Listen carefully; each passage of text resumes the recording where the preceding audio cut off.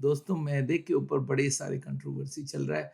मैदा बहुत खराब है, मैदे में ये कमी है, मैदे में वो कमी है, मैदा आँत में चिपक जाता है।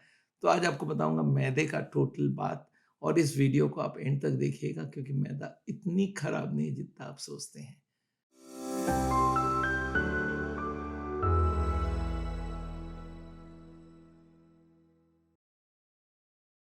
दोस्तों आटे से बनता है रोटी। आजकल बहुत सारे लोग बीच में ऐसा हो गया था, वो चाहते थे रोटी का जो कलर है व्हाइट सा हो और इसलिए मैदा चलने लग गया और मैदे की एक ख़ास बात है कि मैदे में थोड़ा स्टिकीनेस ज़्यादा रहता है, तो उससे बहुत सारी चीज़ें बनाया जा सकता है।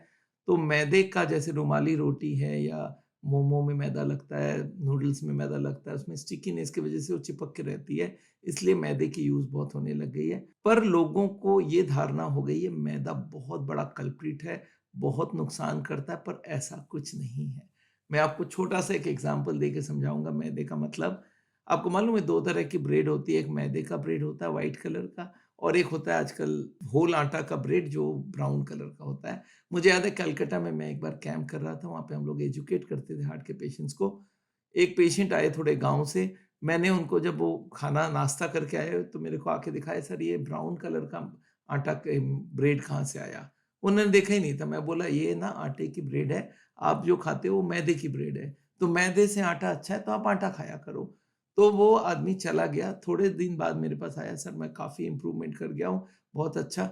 मैं सब चीज़ फ़ॉलो कर रहा हूँ, आपका ज़ीरो ऑयल, नो नॉन-वेज सब चीज़ कर रहा हूँ, पर वो आटे का ब्रेड मैं नहीं खा पाऊँगा, बड़ा महँगा होता है, ब्राउन ब्रेड बहुत महँगा होता है। मैं बोला कहाँ से महँगा होता है? थोड़े बहुत ही तो फ़र्क है। बोला नहीं कलकत्ता जाने का ₹100 आने का ₹100 और ₹200 कौन देगा? तो एक बात याद रखिएगा, वो आदमी कलकत्ता भेज रहा है आदमी को अपने गाँव से कि वहाँ से आटे का ब्रेड खरीद के आना। मैंने बोला एक काम आप कर देता हूँ सरल, आप जो मैदे का ब्रेड खेते खाते हो ना, उसमें क्या फ़र्क है मालूम है? आटे से जब फाइबर निकाल लिया जाता है, उसको पीस दिया जाता है, वो मैदा हो जाता है।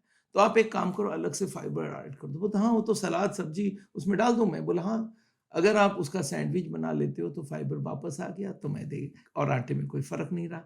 तो ये बात आपको समझना पड़ेगा, आटे से ही बनता है मैदा। आपको मालूम है आटे में कितना फाइबर होता है? आटे में फाइबर होता है 3.8 ग्राम। ये 3.8 ग्राम अगर निकाल दिया और उसको ज़्यादा पीस दिया तो मैदा हो गया। अगर आटे को छानेंगे तो ऊपर जो भूसा निकाल दीजिए तो नीचे जो मिलेगा वो है मैदा। तो इसलिए मैदा आटे से कुछ खराब नहीं, उसमें कोई अलग से तेल डाला नहीं गया, उसमें कोई अलग से नॉन-वेज नहीं डाला गया, कोलेस्ट्रॉल, ट्राइग्लिसराइड नहीं है। उसमें सिर्फ़ फाइबर की कमी है। और वो फाइबर की कमी आपको मैं बोलूँगा हर वक़्त पूरा करते रहो। आप अगर मैदे का रोटी खाते हैं, तो उसके संग वेजिटेबल्स ज़्यादा खा लो। अगर आप कोई मैदे का ब्रेड खाते हैं, उसमें बहुत सारा सलाद डाल दो। अगर आप मैदे का नूडल्स लेते हैं, तो उसमें बहुत सारा वेजिटेबल्स डाल लो। अगर मैदे में, आटे में फ़र्क देखेंगे तो सिर्फ़ 3.8 ग्राम। तो अगर आप देखेंगे 100 ग्राम आटे में होता है 300 कैलोरी और 100 ग्राम मैदे में होती है 364 कैलोरी। तो मतलब 64 कैलोरी ज़्यादा है। तो आप अगर 200 ग्राम सलाद लेते हैं और 100 ग्राम का मैदा लेते हैं तो आटे से भी बेहतर हो गया।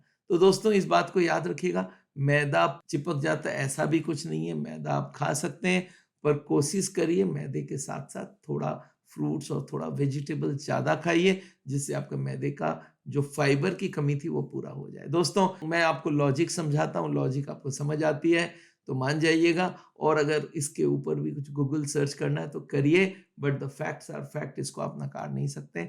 दोस्तों मेरा नाम डॉक्टर विमल छाजड़ है। आपको मालूम है हार्ट का ट्रीटमेंट करते हैं हम लोग बिना बाईपास, बिना एंजियोप्लास्टी। हार्ट पेशेंट्स को हम लोग बोलते हैं अगर आप ब्लॉकेज बढ़ाओगे नहीं तो हार्ट अटैक नहीं होगा, ब्लॉकेज घटाओगे तो बीमारी भी नहीं रहेगी। और ये ट्रीटमेंट हम लोग इंडिया भर में 135 लोकेशंस में कर रहे हैं और देहरादून हमारा हेड ऑफिस है जहाँ पे साउल एक्सपीरियंस सेंटर है, जहाँ पे आप रह के हमारे वहाँ से 40 दिन का ट्रीटमेंट करवा सकते हैं। वहाँ पे डिटॉक्स और वो लाइफ़स्टाइल चेंज और उसके संग योगा, मेडिटेशन और उसके संग सबसे बढ़िया बात वहाँ पे नेचुरल बाईपास भी करते हैं हम लोग। थैंक यू सो मच, मिलते हैं आपको।